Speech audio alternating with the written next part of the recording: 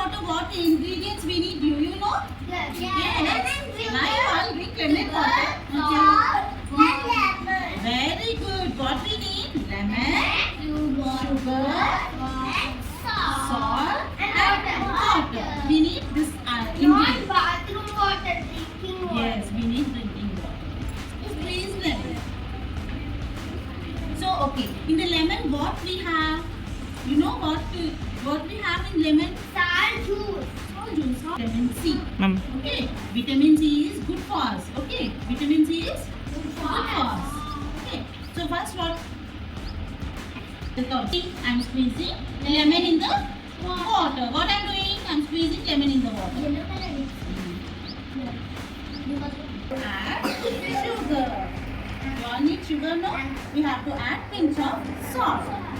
Because it is sweet, no? If we have salt, what taste will get? Salt is vitamin C. No. How it will be the taste?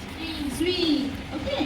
What we have to do after adding this all? We have to mix. Stir. Stir well. Okay. Can you take out the seed?